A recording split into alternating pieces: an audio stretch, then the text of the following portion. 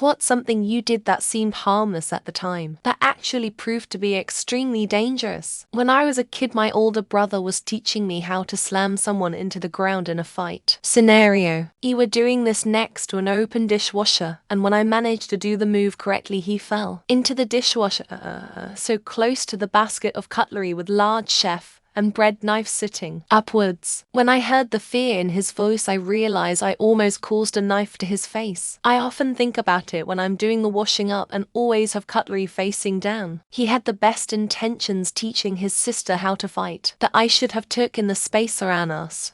More a near miss. Working in a shitty kitchen at about 20 years of age. I was carrying a 30 LTR drum of oil in a cardboard box and positioned myself in front of the fryer and dropped the box down onto another upturned drum to refill the fryers. These were 30 LTR fryer dumps each and currently were full of cooking fries. The oil drum just clipped both handles and landed safely. Had it have hit both handles full on, I can only imagine both fryer baskets flipping up and forward, covering me in 180-degree oil and hundreds of nice little burny potato sticks. I think about it still at 37. When I was 15, a friend and I took my canoe out on the Snake River, which was something we did 3 or 4 times a week. But one day we decided to tie off and see how far up the canyon we could climb, not considering how we would get down. We made it up pretty easily, but then froze when we saw how far and scary scaling down the cliff would be. But no, we had to be home by dinner, so we did it. Looking back, I think we are pretty lucky to not have fallen to our deaths. This was the Snake River Canyon, pretty massive climb for dumb teenagers with no climbing experience. Apparently taking Ortega Highway SR-74 through the mountains from John Wayne Airport to Temecula, CA, to visit my aunt and uncle. When we finally got to their place, my dad was telling them the story of taking these slow, hairpin turns through the mountains, and that's when I asked which way we came. He said State Route 74. Their eyes got huge and they said, "Oh no, people die on that road all the time." Needless to say, we didn't take it on the way back out of town. Also, after doing a little digging, turns out it was a dumping ground for serial killers too. Pre-internet, in the prior century, I wanted to beat a snowstorm while on a cross-country drive. Weather started out as nothing special, turned into a blizzard with whiteout conditions. I couldn't see the freeway surface.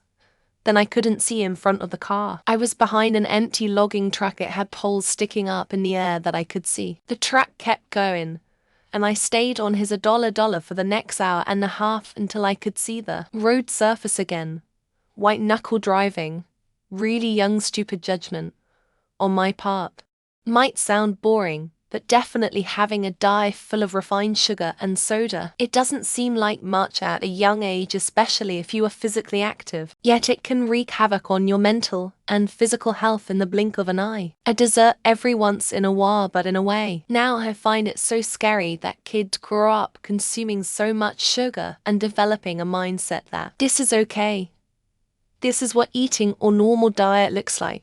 My first job was working at a movie theater cleaning floors. We had a spray to remove gum stuck in carpets. It was called Exit, and it would simply spray a very cold liquid which would freeze the gum. The liquid would only come out when the can was pointing down. If you pointed it up, it was a gas that came out, and I happened to like the smell. I got so fucked up they found me on the floor of the supply room after I don't know how long. Probably caused myself some decent amount of brain damage.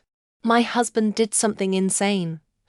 We were snorkeling on Vaca in Mexico, near each other, but not together. About 10 minutes later, he tells me, "You've got to try this," and leads me to a narrow underwater tunnel he found in the coral. When I looked, I couldn't see the other end, so I told him no way was I going through. I couldn't believe he was daring and stupid enough to swim through it. If he had got stuck down there, I never would have known what happened to him. He would have just disappeared. When my friend and I were 15, we would walk down to our town's clubbing area. This was about a 5-ish block walk, all dressed up, hoping grown men would hit on us at 12 a.m. We didn't want to sleep with them or anything, we just wanted to get hit on. We didn't even have to sneak out because her mom just didn't care, so we would leave her house and stay out downtown till 2 a.m. and then walk home the 25 blocks in heels. Nothing ever really happened, but man, I think about how stupid we were all the time. The time my female 20-year-old self hitched a ride in South Lake Tahoe with a guy in a pickup. He said he needed to stop off at his mom's before taking me to my destination. He pulled off the main road into a trailer park, making too many turns to remember. Finally pulling up to a trailer, I had my hand on the door handle ready to run when his mom came out and grabbed his laundry from the truck. He took me to the store and I walked all the way back. No hitching. Climbing a frozen waterfall in Colorado with water rushing under the frozen full shell of ice. It was easy because of the texture. Limbing a one-way vertical hundreds of feet, crossing the mountain and falling in a cactus patch on the way back in the dark following the moon. Clint on the guardrail to find the way back to the road. The guardrail was along the highway to keep cars from going over the cliff into the river. More dangerous in the metaphorical sense.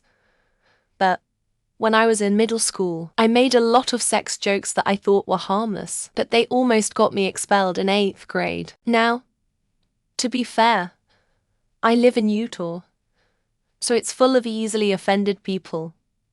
But still, I was playing with fire, and I didn't even know it. Needless to say, I asked people, especially women and girls, if I'm making them uncomfortable when I make sex jokes now.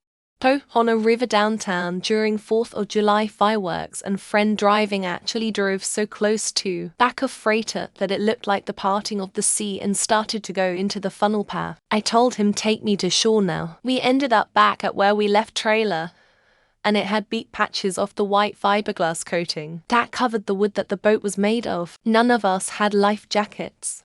I saw a spider in our shower and decided to be kind and catch it to take outside. I got it to calmly crawl onto a piece of paper and then walk downstairs and out on the porch with it. It had crawled onto my hand at one point. I snapped a picture of it so I could try to figure out what it was, since I was curious. When I looked it up later on, turns out it was a brown recluse. It had the violin-shaped marking and everything.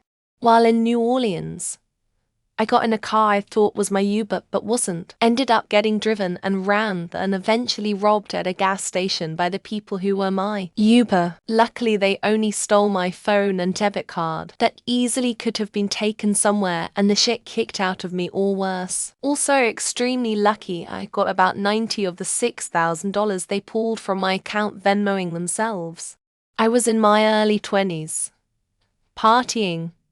Doing coke. We apparently ran out and a friend was snooping for more and found the bag of what she assumed was more cocaine. Snorted a line. Convulsed shortly after, as it was heroin. Completely fucked up me, had to bring her to the It's nearly 30 years later, and I have told both of my kids this story. Don't do drugs, kids, and don't ever do unknown drugs. I live in rural Alaska, and when I met my BF I quickly learned he loves ice fishing. We went to a lake my first time beginning of winter to go ice fishing. I later learned that the lake we went to has a lot of hot spots, and people fall through the ice frequently never to be found again. It's apparently one of the scariest and most dangerous lakes to ice fish on in the area. Had no idea at all.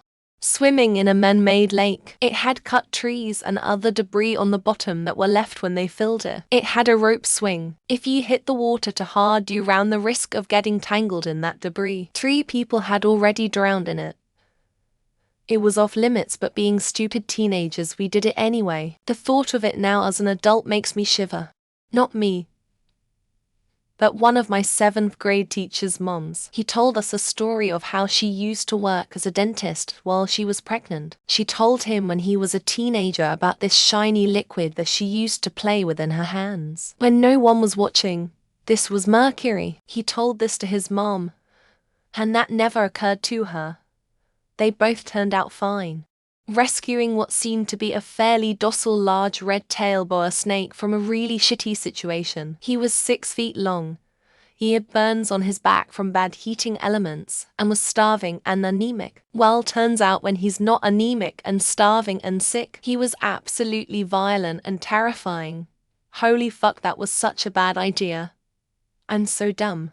Not me, but my dad, back in the late 80s. My parents were in Yellowstone and saw a buffalo near the road. My dad thought it was the neatest thing, so he got out of the car and got up close and personal to get a picture on his disposable camera. Now he knows just how dumb he was. And he didn't even get his picture because the film got messed up.